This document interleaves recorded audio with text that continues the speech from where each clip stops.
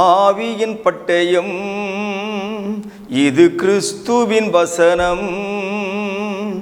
ஆவியின் பட்டயம் கிறிஸ்துவின் வசனம் நித்திய ராஜ்ய புது வாழ்வு வழங்கும். ஆவியின் பட்டயம் நித்திய ராஜ்ய புது வாழ்வு வழங்கும். ஆவியின் பட்டயம். Welcome to EKN Bible school.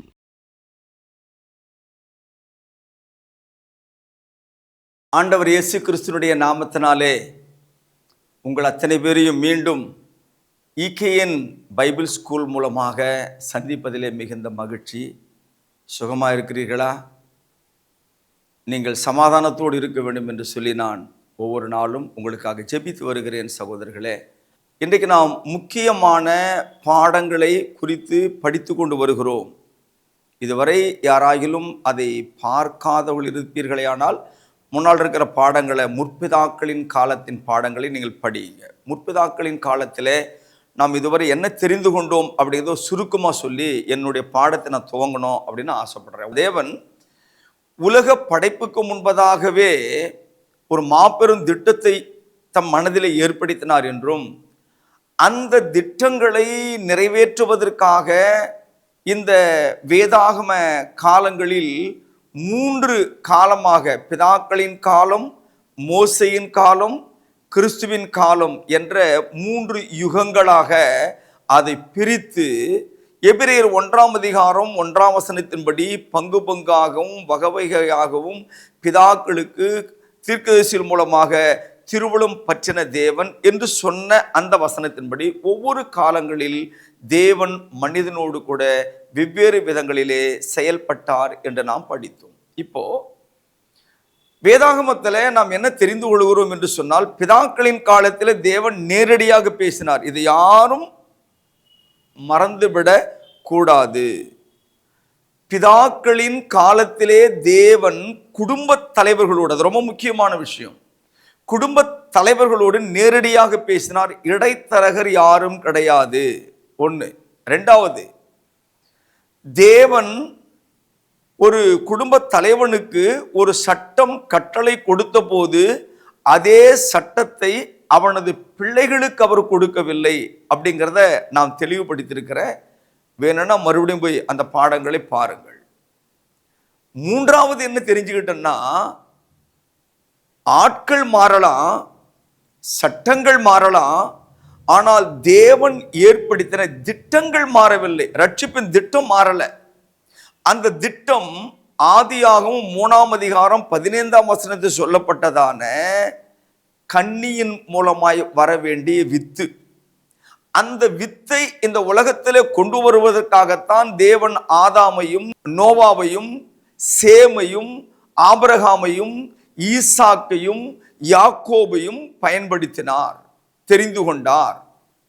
இங்கே யாக்கோபு என்று வருகிற போது மற்றவர்களைப் போல அவனுக்கு பிறந்த பிள்ளைகளை ஒருத்தர் தெரிஞ்சுக்கிட்டு மற்றவங்களெல்லாம் தள்ளிடாம, அவனுக்கு பிறந்த 12 பிள்ளைகளையும் அவர் தெரிந்து கொண்டு 12 கோத்திரங்களாக வைத்தார்.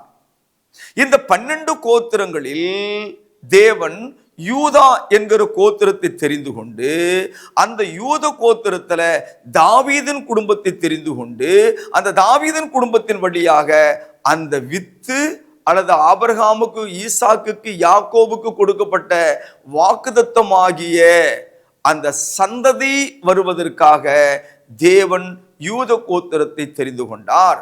அந்த யூத கோத்திரத்துல தாவீதின் குடும்பத்தை அவர் தெரிந்து கொண்டார் அப்படின்னு இதுவரைக்கும் நாம படிச்சிருக்கிறோம். இனிமே வேதாகமும் யாரு கூட பயணிக்க போகுது அப்படின்னா, பிதாக்களின் காலம் சீனாய் மலை, அதாவது யாத்திரையாகவும் 19ஆம் அதிகாரத்தோடு முடிஞ்சு போச்சு. அதில் நேரடியாக பேசினார், தரிசனத்தின் மூலமா பேசினார், கனவின் மூலமா பேசினார். ஆனால் நேரடியாக பேசுகிறார். யாரு உரியவர் அவர்கிட்ட தான் பேசியிருக்கிறார். இடைத்தரகர் யாரையும் அவர் பயன்படுத்தலை. புரிஞ்சுக்குங்க. இப்போ மோசையை கூட தேவன் அழைத்த போது எப்படி அழைத்தார்? முச்செடி பற்றி எரிகிறது. தேவன் அவனுக்கு நேரடியாக பேசினார். அவனுக்கு இடையில யாரும் தரகர்கள் கிடையாது. யாருமே அவனுக்கு தேவன் இதை சொல்லி என்ன அனுப்பினார் அப்படின்னு சொல்லலை. நேரடியாக பேசியிருக்கிறார். அவன் செய்ய வேண்டிய அத்தனை வேலைகளையும் டைரக்டாவே கொடுத்திருக்கிறார் தேவன். ரைட். இப்போ வேதாகமம் 2 பிரிவா இருக்கு. ஒன்று பழைய ஏற்பாடு, இன்னொன்று புதிய ஏற்பாடு. இந்த பழைய ஏற்பாட்டுக்கும் புதிய ஏற்பாட்டுக்கும் என்ன வித்தியாசம் அப்படின்னா, பழைய ஏற்பாட்டை தேவன் இஸ்ரவேல் என்கிற ஒரு ஜாதியோடு, ஒரு குடும்பத்தோடு, ஒரு தேசத்தோடு அவர் பண்ணின உடன்படிக்கை தான் பழைய ஏற்பாடு. நல்லா புரிஞ்சுங்க. பழைய ஏற்பாடு என்பது தேவன், நம்முடைய பரலோகத்தின் தேவன், அவர் தெரிந்து கொண்ட ஆபிரகாம், ஈசாக்கு, யாக்கோபு வழியாக வந்த 12 கோத்திரம் இருக்கு இல்லையா, இஸ்ரவேலர்கள். அந்த இஸ்ரவேல் ஜனங்களோடு கூட அவர் செய்த ஒப்பந்தம், உடன்படிக்கை தான் பழைய ஏற்பாடு. இந்த பழைய ஏற்பாடு என்பது எங்கே ஆரம்பிக்கிறது என்று கேட்டால், யாத்திரையாகமும் 20ஆம் அதிகாரத்திலே ஆரம்பிக்கிறது. அதுக்கு முன்னால் எல்லாம் அப்படின்னா அது பிதாக்களின் காலம், அந்த யுகம் முடிந்தது. பிதாக்களின் யுகம் முடிந்து இப்பொழுது மோசேயின் யுகம் ஆரம்பிக்கிறது. இந்த மோசேயின் காலத்துல தேவனாகிய நம்முடைய தகப்பன் என்ன செய்கிறார்? இஸ்ரவேல் ஜனங்களோடு ஒரு ஒப்பந்தம் செய்கிறார். ஒரு உடன்படிக்கை அங்கே கையெழுத்தாகிறது. அதாவது உடன்படிக்கை அப்படின்னா 2 நபர்களுக்கு இடையே ஏற்படுகிறதான ஒப்பந்தத்தின் கையெழுத்து. 2 நாடுகளுக்கு, 2 கம்பெனிகளுக்கு, ஒரு ஆண் ஒரு பெண், அவர்கள் திருமண பந்தத்திற்குள் வர வேண்டுமானால் ஒருவருக்கொருவர் உடன்படிக்கை செய்கிறார்கள், ஒருவருக்கொருவர் ஒப்பந்தம் செய்கிறார்கள். அந்த 2 பேரும் அந்த உடன்படிக்கைக்குள் இருந்தால்தான் வாழ்க்கை செழிக்கும், மலரும், மணக்கும். அந்த உடன்படிக்கை முறிவு ஏற்பட்டால் அவன் கணவன் மனைவி கிடையாது. என் அன்பு தேவ பிள்ளைகளே, நம்முடைய தேவன் பழைய ஏற்பாட்டின் உடன்படிக்கையை எங்கே ஆரம்பிக்கிறார் அப்படின்னு கேட்டீங்கன்னா, சீனாய் மலையிலே மோசேயை கொண்டு இந்த உடன்படிக்கையை அவர் ஆரம்பிக்கிறார். இந்த உடன்படிக்கை 2 பேருக்கு நடுவில், மறுபடியும் சொல்ற, தேவனுக்கும் இஸ்ரவேலுக்கும் நடுவில் நடக்குது. இந்த உடன்படிக்கையில அந்த நாட்களில் வாழ்ந்த மற்ற யாருக்கும் சொந்தம் கிடையாது. எழுதி வச்சுக்கோ. நல்லா வேதம் தெரிந்த, குழப்பவாதிகள் இல்லாத நல்ல வேதம் தெரிந்தவங்கள்ட்ட போய் கேட்டு பாருங்க, இதுதான் சத்தியம். இந்த உடன்படிக்கை என்பது அன்றைக்கு வாழ்ந்த இஸ்மவேல் ஜாதி கூட கிடையாது. மீதியானியர் அந்த உடன்படிக்கைக்குள்ள வரமாட்டாங்க, அரபியர்கள் அந்த உடன்படிக்கைக்குள்ள வரமாட்டாங்க, பாபிலோனியர்கள் அந்த உடன்படிக்கைக்குள்ள வரமாட்டாங்க, எகிப்தியர்கள் அந்த உடன்படிக்கைக்குள்ள வரமாட்டாங்க. இவர்கள் அத்தனை பேருமே புறஜாதிகள். புறஜாதிகள். தேவன் தெரிந்து கொண்ட இஸ்ரவேல் என்னும் ஜாதியோடு அவர் ஏற்படுத்தின உடன்படிக்கை தான் நியாய பிரமாணம் என்கிற சட்டம். அதுதான் உடன்படிக்கை. உங்க வேதத்தை அவங்களோட திறந்துங்க. உபாகமம் என்ற புத்தகத்தை எடுத்துக்கொள்ளுங்கள். 5ஆம் அதிகாரத்துக்கு புரட்டி என் கூட சேர்ந்து கவனிங்க. நான் வாசிக்கிறேன். 1 முதல் 3 வசனங்கள். மோசே இஸ்ரவேலர் எல்லாரையும் அழைத்து அவர்களை நோக்கி, இஸ்ரவேலரே, நான் இன்று உங்கள் காதுகள் கேட்க சொல்லும் கட்டளைகளையும் நியாயங்களையும் கேளுங்கள். நீங்கள் அவைகளின்படி செய்யும்படிக்கு அவைகளை கற்று கை கொள்ள கடவீர்கள். 2ஆம் வசனம், நம்முடைய தேவனாகிய கர்த்தர் ஓரேபிலே நம்மோடே உடன்படிக்கை பண்ணினார். 3ஆம் வசனம் மிக முக்கியமானது, கவனியுங்கள். அந்த உடன்படிக்கையை கர்த்தர் நம்முடைய பிதாக்களுடன் பண்ணாமல், அந்த பிதாக்கள் என்பது யார் என்றால் ஆதாம், சேத், நோவா, சேம், ஆபிரகாம், ஈசாக்கு, யாக்கோபு. இந்த சீனாய் மலையண்டை வந்து சேர்ந்த இஸ்ரவேலர்கள் மட்டும்தான் இது உடன்பட்டவங்க. இதுக்கு முன்னால வாழ்ந்த அத்தனை பேருக்கும் இந்த நியாயப்பிரமாணத்தோடு கூட எந்த சம்பந்தமும் கிடையாது. தயவு செய்து இதை நீங்கள் புரிந்து கொள்ளுங்கள். இங்கதான் குழப்பமே வருது, இங்கதான் கலகமே பிறக்குது. எல்லாம் எனக்கு, எல்லாம் எனக்கு, எல்லாம் எனக்கு என்று உரிமை கோரி கிறிஸ்தவம் எங்கோ தாறுமாறான வழியில போயிட்டு இருக்கு. பிதாக்களாகிய இவர்களோடு கூட தேவன் நியாய பிரமாணம் என்கிற சட்டங்களை, அந்த திட்டங்களை ஏற்படுத்தவில்லை என்பதை அன்போடு புரிந்து கொள்ளுங்கள். கீழ்ப்படிதலோடு ஏற்றுக்கொள்ளுங்கள் என் அன்பானவர்களே. ஆபிரகாமோடு தேவன் நியாயப்பிரமாணத்தை ஏற்படுத்தினாரா என்றால் இல்லை. ஈசாக்குக்கும் நியாயப்பிரமாணத்துக்கு சம்பந்தம் இருக்கானா இல்ல. யாக்கோபுக்கும் நியாயப்பிரமாணத்துக்கு சம்பந்தம் இருக்கானா இல்ல. யாக்கோபுக்கு பிறந்த 12 பிள்ளைகளுக்கும் இதற்கும் நியாயப்பிரமாணத்துக்கு சம்பந்தம் இருக்கானா இல்ல. ஏன்னா அவங்க சீனாய் மலையாண்டை வரும்போது செத்து போயிட்டாங்க. அப்ப யாருக்கு இந்த உடன்படிக்கை? 3ஆம் வசனத்தை மறுபடியும் வாசிக்கிறேன், கவனிங்க. அந்த உடன்படிக்கையை கர்த்தர் நம்முடைய பிதாக்களுடன் பண்ணாமல் இந்நாளில் இங்கே உயிரோடு இருக்கிற நம் எல்லாரோடும் பண்ணினார். இந்நாளில் இங்கே உயிரோடு இருக்கிற நம் எல்லாரோடும் பண்ணினார். அப்படின்னா இந்த உடன்படிக்கை, இந்த ஒப்பந்தம், இந்த பிரமாணம் எங்கே ஆரம்பித்திருக்கிறது அப்படின்னா சீனாய் மலையிலே ஆரம்பித்திருக்கிறது. சீனாய் மலைக்கு முன்னால வாழ்ந்தவங்க இந்த உடன்படிக்கைக்கு உட்படாதவர்கள், இந்த உடன்படிக்கை கீழே வரமாட்டாங்க. தேவன் அவர்களை நியாயம் தீர்க்கின்ற போது ஆண்டவராகிய இயேசு கிறிஸ்துவினுடைய நியாயாசனத்துக்கு முன்பதாக எல்லாரும் நிற்கிற போது ஆபிரகாமை அழைத்து இந்த நியாயப்பிரமாண சட்டத்தை அவர்கிட்ட கேட்டு இதன்படி நீ நடந்தாயா என்று கேட்டால் ஆபிரகாம் சொல்லுவான், தேவனே எனக்கு அது தெரியாதே, நியாயப்பிரமாணத்தின் ஒரு சட்டம் கூட எனக்கு தெரியாதே, நீங்க கொடுத்த பிரமாணங்களுக்கு நான் கீழ்ப்படிந்திருக்கிறேன். என்னை வீட்டை விட்டு வெளியில வான்னு சொன்னீங்க, வந்துட்டேன். என் மனைவி அழைத்து கொண்டு நான் காண்பிக்கும் தேசத்துக்கு போ அப்படின்னு நீங்க சொன்னீங்க, என் மனைவி அழைத்து கொண்டு நான் போனேன். பஞ்சம் வந்தது, என் மனைவியை களவாடி சென்று விட்டார்கள். நீங்க சொன்ன வார்த்தையின்படி தான் நான் நடந்திருக்கிறேன். நான் திரும்பி என் தேசத்துக்கு வரல. நீ காண்பிக்கும் தேசத்தை நான் உனக்கும் உன் சந்ததிக்கும் கொடுப்பேன்னு சொன்னீங்க. அதை நான் நம்பி நீங்க அனுப்பின எல்லா இடத்துக்கும் கூடாரம் போட்டேன். என்னை 75 வயசுல நீங்க அழைத்தீர்கள். அந்த 75 வயதுல என்னை அழைக்கும் போது உன் சந்ததிக்குள் பூமியில் உள்ள சகல ஜாதிகளும் ஆசீர்வதிக்கப்படும் சொன்னீங்க. ஒரு நாள் என்னை வெளியே கூப்பிட்டு சொன்னீங்க, மேல வானத்தை பார் என்றீர்கள், நான் வானத்தை பார்த்தேன். கீழே பூமியை பார்ன்னு சொன்னீங்க, பூமியை பார்த்தேன். இவ்வளவு திரளாய் உன் ஜாதி இருக்கும் அப்படின்னு சொன்னீங்க. அதை நான் நம்பினேன். ஆனா 99 வயசு வரைக்கும் குழந்தையே பிறக்கல. அப்பவும் நான் விசுவாசத்துல விழுந்து போகல. என் விசுவாசத்துல உறுதியா இருந்தேன். கடைசியா நீங்க சொன்ன அந்த காலத்துல என் உடம்புல சக்தி இல்லாம போயிடுச்சு. ஒரு குழந்தையை பெற்றுக்கொள்ளக்கூடிய ஆற்றல் எனக்கு இல்லை. என் மனைவியினுடைய கர்ப்பமும் செத்து போயிருந்தது. ஆனாலும் நான் விசுவாசத்தில் விழுந்து போகல. தகப்பனே, நீங்க சொன்னதெல்லாம் நான் செஞ்சினேன். ஆனா நியாயப்பிரமாணத்துல ஒரு சட்டம் கூட தெரியாத திடீர்னு என்ன கேட்குறீங்களே, நான் எப்படி பதில் சொல்லுவேன் அப்படின்னு கேட்க வாய்ப்பு இருக்கா இல்லையா? கொஞ்சம் அப்படியே நின்று நிதானித்து யோசித்து பாருங்கள். யோசித்து பாருங்க. இது ஒரு அரிய வாய்ப்பு வேதத்தை கற்றுக்கொள்ள.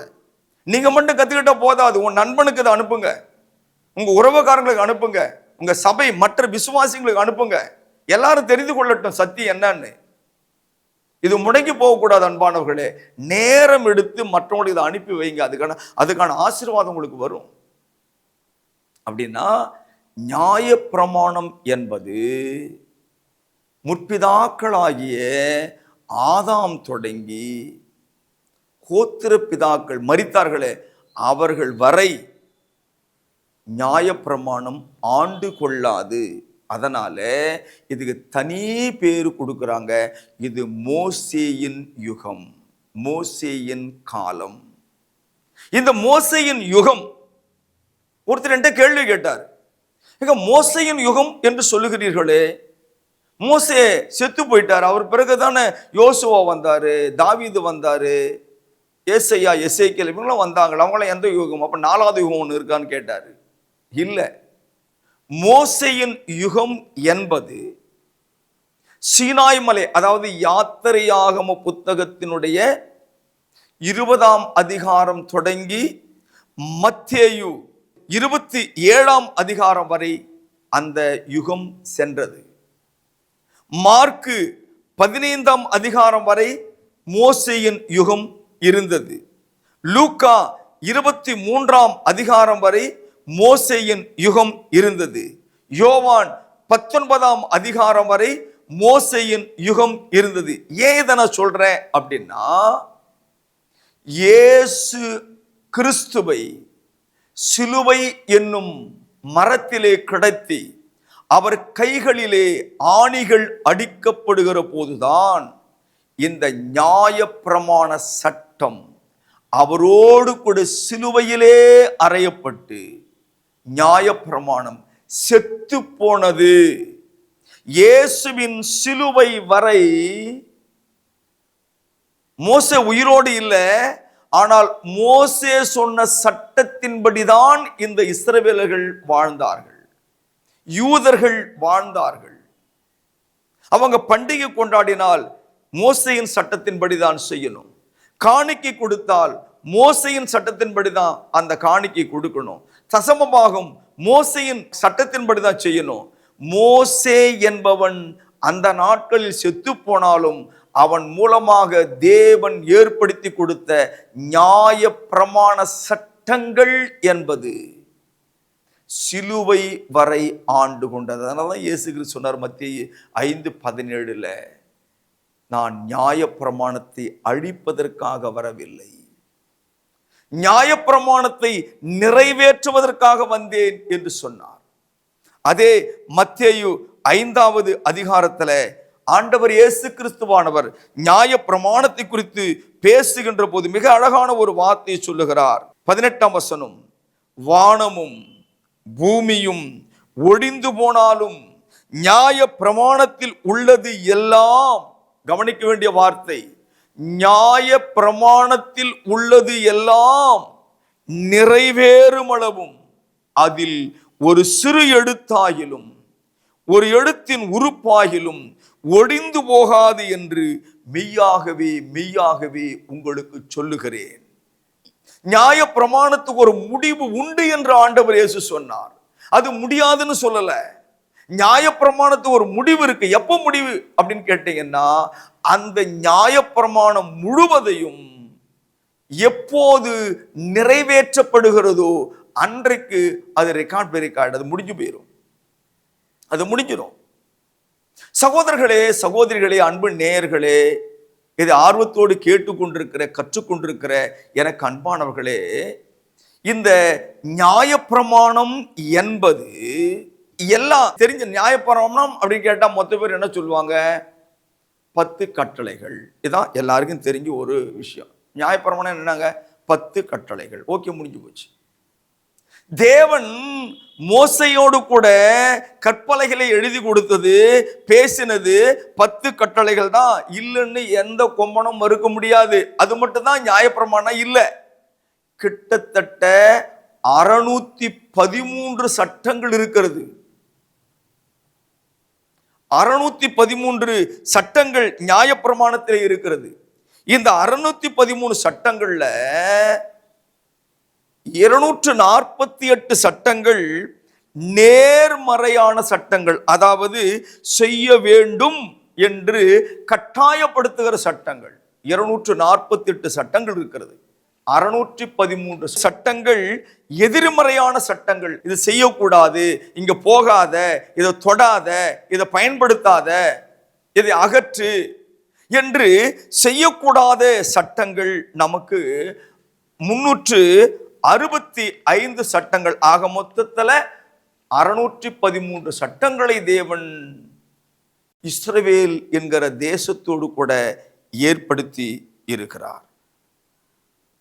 இந்த வகையில் நாம் பார்க்கும்போது இது இன்னும் 3 பிரிவாக பிரிக்கலாம். நியாயப்பிரமாண சட்டத்தை 3 பிரிவா நான் முதல்ல 2 வகுத்து கொடுத்தேன். ஒன்று செய்ய வேண்டியது, செய்யக்கூடாதது அப்படின்னு. இன்னொரு உட்பிரிவு என்ன இருக்குதுன்னா, முதல் 10 சட்டங்கள், அதாவது 10 கட்டளைன்னு சொல்றாங்கல்ல, அந்த 10 சட்டங்கள் ஒழுக்க சட்டங்கள் அப்படின்னு சொல்றாங்க. ஒழுக்க சட்டங்கள், அதுதான் 10 கட்டளை. அதுக்கடுத்து சடங்குகளுக்கான சட்டங்கள், அதாவது எப்படி பலி செலுத்தணும், ஆசாரிய ஊழியத்தை எப்படி செய்யணும், பண்டிகை எப்படி கொண்டாடணும் சொன்ன இல்லையா, அந்த மாதிரியான காரியங்களை சொல்லிக் கொடுக்கக்கூடியதான சட்டங்களும் அதிலே உள்ளடக்கும். அதுக்கடுத்து சமூக சிவில் சட்டங்கள், சிவில்லா, இதுவும் அதில் இருக்குது. ஒரு இஸ்ரவேல் தேசத்துல எப்படி ஒரு மனிதனுக்கு ஒரு மனிதன் நடந்து கொள்ள வேண்டும், கடன் கொடுத்தா என்ன பண்ணணும், கடன் வாங்கினா என்ன பண்ணணும், திருடுனா என்ன பண்ணணும், கையங்களவும் பிடிக்கப்பட்ட என்ன பண்ணணும், இதெல்லாம் விலாவரி உங்கள்கிட்ட படிப்பேனா. நான் இதை மேற்கோள் காட்டுகிறேன். நியாயப்பிரமாண சட்டங்கள் எல்லாரும் நினைக்கிற மாதிரி 10 கட்டளைகளோடு கூட முடிந்து விடவில்லை. அது ஒழுக்க நெறியான ஒரு கட்டளை. அதை தாண்டி தேவன் தேசத்தின் சட்டமும் கொடுத்திருக்கிறார்.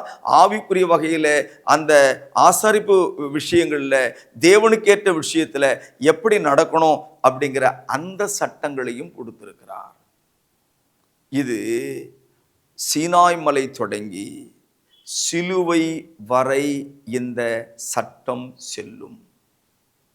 இந்த சிலுவை வரை சீனாய் மலை தொடங்கி வாழ்ந்த இந்த மக்களை தேவன் எந்த சட்டத்தை கொண்டு நியாயம் தீர்ப்பார் என்றால், சீனாய் மலையிலே கொடுக்கப்பட்ட சட்டம் அந்த நாள்ல தொடங்கி மோசையின் மூலமாய் கொடுக்கப்பட்ட அந்த சட்டதிட்டங்கள் எல்லாம், அதாவது சிலுவையில் அறைகின்ற காலம் வரை வாழ்ந்தார்கள் அல்லவா, அப்படி வாழ்ந்தவர்களுக்கு இந்த நியாயப்பிரமாண சட்டத்திலும் தான் கேள்வி கேட்பார். அந்த காலத்தில் வாழ்ந்தவங்களை இப்படி இங்க வாப்பா அப்படின்னு கூப்பிட்டு, எப்படி ஆபிரகாம் கிட்ட நியாயப்பிரமாணத்தில் ஒரு கேள்வி கேட்ட அவருக்கு தெரியுமா? அவருக்கு தெரியாது இல்ல.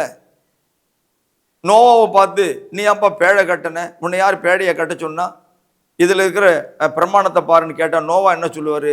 ஐயா எனக்கு தெரியாது, நீ கட்டின மாதிரியே, நீ சொன்ன மாதிரியே கொப்பேர் மரத்தில் கட்டிட்டீங்க அப்படி சொல்லுவார் இல்லையா? தப்பிக்க வழி இருக்கு இல்லையா?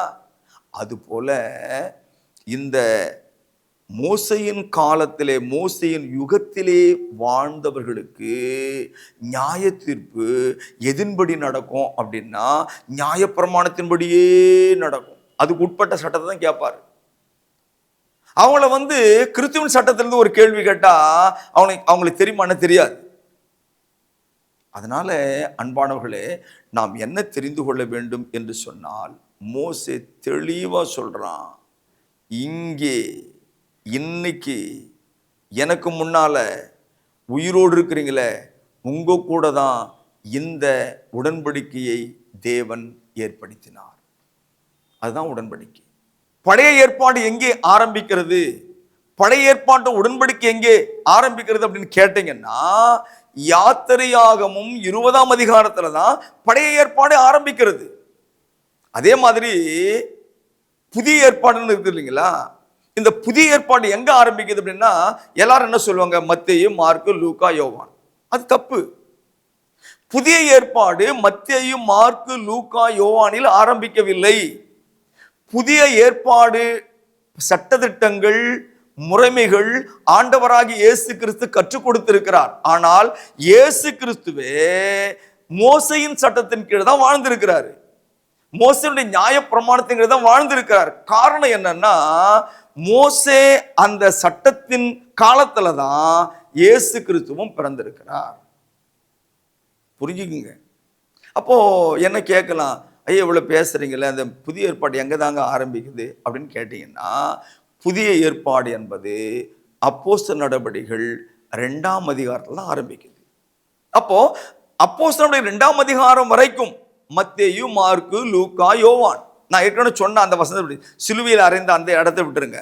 அந்த சபையை எங்க ஆரம்பிக்குதுன்னா, அப்போஸ்தலர் நடபடிகள் 2ஆம் அதிகாரத்துல தான் புதிய உடன்படிக்கை ஆரம்பிக்கிறது, புதிய சட்டங்கள் ஆரம்பிக்கிறது. அப்போ கிறிஸ்துவினுடைய காலம் என்ன அப்படின்னு பார்த்தீங்கன்னா, கடைசியாக சிலுவை மரணத்திலே இருந்து அவர் உயிரோடு எழுந்து 40 நாள் தரிசனமாகி அதன் பிறகு பெந்தேகோஸ்து நாளிலே பேதுருவின் மூலமாகத்தான் புதிய உடன்படிக்கை ஆரம்பமாகிறது. இந்த 3 யுகங்கள் மிக முக்கியமானது அன்பானவர்களே. இதை நாம் சரியாக கற்றுக்கணுன்னா ஒவ்வொரு வியாழக்கிழமையும் 9லிருந்து 9:30 மணி வரைக்கும் ஜாய் டிவியில் என்னுடைய ப்ரோக்ராம் வருது பாருங்க, ஆவியின் பட்டயம் என்ற பெயரில். ஒருவேளை எங்களுக்கு அந்த ஜாய் டிவி பார்க்குற வாய்ப்பு இல்லை அப்படின்னு நினைப்பீங்கன்னா, இட்டர்னல் ஸ்பேஸ் விடுங்க, கிங்டம் ஸ்பேஸ் விடுங்க, நியூ லைஃப் சேர்ந்த மாதிரி டைப் பண்ணி இவங்க யூடியூப் சேனலில் நீங்கள் பார்த்தீங்கன்னா என்னுடைய பாடங்கள் எல்லாமே இருக்கும். தெளிவாக கற்றுக்குங்க. கேள்வி இருந்தால் கேளுங்க. இது நீங்கள் மட்டும் வச்சுக்காதீங்க. இது நற்செய்தி சொல்லும் நாள். அந்த குஷ்ரோகி சொன்னாங்கல்ல, இது நற்செய்தி அறிவிக்கும் நாள், இதை நமக்குள்ளேயே மூடி மறைக்கக்கூடாது என்று சொல்லி எல்லாருக்குமே சொன்னாங்கல்ல. அதுபோல உங்களுக்கு தெரிஞ்சு எல்லாருக்கும் சொல்லுங்க. வியூவர்ஸ் அதிகமாகட்டும், நிறைய பேர் பார்க்கட்டும், ஆசீர்வாதம் பெருகட்டும், சத்தியங்கள் போய் சேரட்டும், கண்மூடித்தனமாக இருக்கிற அநேக மக்களுக்கு கண்கள் திறக்கப்படட்டும். என் அன்பு தேவ பிள்ளைகளே, இந்த விஷயத்திலே தேவன் உங்களை ஆசீர்வதிக்க இடம் கொடுங்கள். கர்த்தருக்கு சித்தமானால் அடுத்த வாரத்தை நாம் சந்தித்து இதனுடைய தொடர்ச்சியை நாம் கவனிப்போம். அம்மட்டும் தேவன் சமாதானத்தோடு உங்களை ஆசீர்வதிப்பாராக.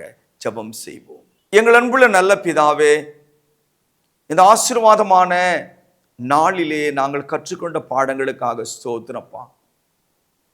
பழைய ஏற்பாடு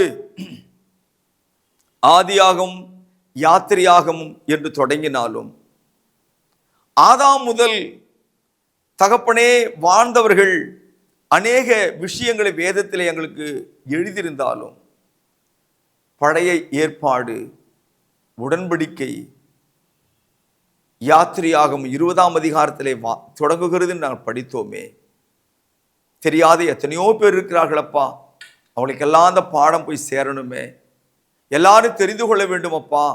சத்தியத்தை அறிவீர்கள், சத்தியம் உங்களை விடுதலையாக்கும் என்று சொன்னவரே, இந்த சத்தியம் அநேகருக்கு போய் சேரும்படி உதவி செய்யப்பா. நம்முடைய கண்களில் கிருபை கிடைக்கட்டுமே. எல்லாரும் இதை பார்த்து சத்தியத்து மேல வாஞ்சியாய் மாற இரக்கம் பாராட்டும். இதை மற்றவங்களுக்கு சப்ஸ்கிரைப் பண்ணுகிற மக்களை ஆசீர்வதியும், நன்மைகளை பெற்றுக்கொள்ள கிருபை செய்யும். அன்புள்ள பிதாவே, தேவையில் வாழுகிற மக்கள், குறைவோடு இருக்கிற மக்கள் யாவரையும் காத்துக்கொள்வீராக. முக்கியமாக எங்கள் தேசம் சமாதானத்தோடு விளங்க இரக்கம் பாராட்டும் ஐயா. மதவாதிகளையும் சாதியவாதிகளையும் தேவனே தகப்பனை தடுத்து சமாதான முறையிலே சகோதரத்துவத்திலே எங்கள் தேசம் விளங்க வேண்டும் என்று செபிக்கிறோம். படிக்கிற பிள்ளைகளை ஆசீர்வதிப்பீராக. இந்த கல்வி ஆண்டிலே படிப்பின் மீது அதிகமான கவனம் செலுத்தி தங்கள் வாழ்க்கையை மேம்படுத்திக் கொள்ள தேவனை இரக்கம் செய்வீராக. உமக்கு ஸ்தோத்திரம். வியாதி உள்ளவர்கள், பலவீனம் உள்ளவர்கள் எல்லாம் தேவன் தாமே பலப்படுத்த வேண்டும் என்று, வியாதியின் கட்டிலிருந்து விடுதலையாக்க வேண்டும் என்று ஜெபிக்கிறோம். தகப்பனே, பலவிதமான சோதனைகளால், பலவிதமான போராட்டங்களால் தகப்பனே நிம்மதியில்லாமல் வாழ்கிற ஒவ்வொருவருக்கு நிம்மதியை தரணும்னு ஜெபிக்கிறப்பா. உமக்கு ஸ்தோத்திரம். இந்த ஆசீர்வாதமான நல்ல நாளிலே இதை கேட்டிருக்கிற ஒவ்வொருவருக்கும் வேண்டிய சமாதானத்தையும் ஆசீர்வாதங்களையும் கொடுத்து நடத்த வேண்டும் என்று மீட்பராயிருக்கிற இயேசு கிறிஸ்துவின் நாமத்தில் ஜெபிக்கிறேன். ஜெபம் கேளும் ஜீவனுள்ள எங்கள் நல்ல பிதாவே, ஆமேன். அன்பிற்குரியவர்களே, மேலும் இந்த பாடங்களை எங்களுடைய யூடியூப் சேனலான எட்டர்னல் கிங்டம் நியூ லைஃப் சேனலில் கண்டு தெய்வ ஆசீர்வாதங்களை பெற்று மகிழுங்கள். கிறிஸ்துவின் சபையார் உங்களை வாழ்த்துகிறார்கள்.